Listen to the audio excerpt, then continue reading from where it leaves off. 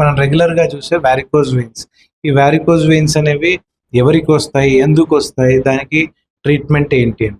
Varicose veins అనేది యూజువల్గా more common in females, అది కూడా యూజువల్గా ప్రెగ్నెంట్ టైంలో. అదే మేల్స్లో అయితే ఎవరైనా మేల్ కానీ ఫీమేల్ కానీ ఎక్కువసేపు నిల్చునే వాళ్ళకి వస్తాయి అనమాట. లైక్ పోలీస్ పీపులే కానీ, మెయిన్గా టీచర్స్ కానీ, లేకపోతే బార్బర్స్, లేకపోతే మార్కెటింగ్ పీపుల్, ఎవరైనా ఎక్కువసేపు నిల్చొని పనిచేసే వాళ్ళకి వస్తూ ఉంటాయి. అదర్వైజ్ లేదంటే వంశపారపర్యంగా ఫ్యామిలీలో కూడా రన్ అవుతూ ఉంటాయి అనమాట. సో దీనికి సిమ్టమ్స్ ఎలా ఉంటాయి? సో కాళ్ళల్లో కొంచెం చిన్న చిన్నగా రెడ్గా కానీ, అంటే గ్రీన్గా కానీ రక్తనాళాలు కనిపించడం, అది యూజువల్గా ఫస్ట్ స్టేజ్లో ఉంటాయి. అవి పెద్దగా అయ్యి బుడగలుగా కనిపిస్తే అది రెండవ స్టేజ్. మూడో స్టేజ్లో వాపు వచ్చి పాదంలో కొంచెం కొంచెంగా నలుపు వస్తూ ఉంటుంది. నాలుగో స్టేజ్ ఆ నలుపు అనేది పిక్క వరకు చేరుతుంది. ఇంకా అడ్వాన్స్ స్టేజ్ అంటే పుండ్లుగా మారుతాయి, ఆ నలుపు అయిన చర్మంలో పుండ్లుగా మారుతాయి అన్నమాట. సో వీటిని మనం ఎర్లీ స్టేజ్లో ఐడెంటిఫై చేసి తగిన ప్రికాషన్స్ తీసుకుంటే సర్జరీ వరకు వెళ్లకుండా ప్రివెంట్ చేయొచ్చు. సో దీనివల్ల వచ్చే సిమ్టమ్స్ ఏంటివి?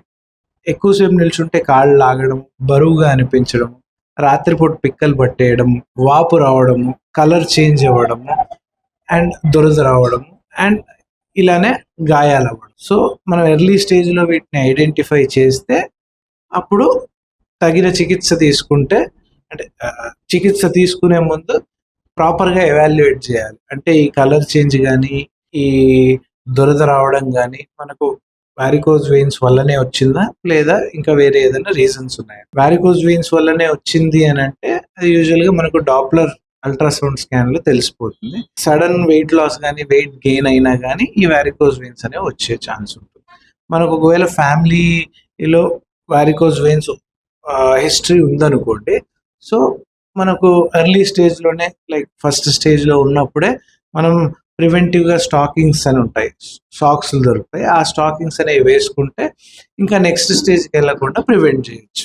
ఒకవేళ వచ్చి సరిగా పట్టించుకోక నిర్లక్ష్యం చేస్తే మెల్లమెల్లగా దురద రావడం, వాపు రావడము, పిక్కలు పట్టేయడం, పుండ్లుగా మారే అవకాశం ఉంటుంది. సో ఇలాంటి స్టేజెస్ వరకు వెళ్లకుండా ముందే ఎవాల్యుయేట్ చేసుకొని డాప్లర్ స్కాన్ చేసుకొని తగిన ట్రీట్మెంట్ తీసుకుంటే సరిపోతుంది.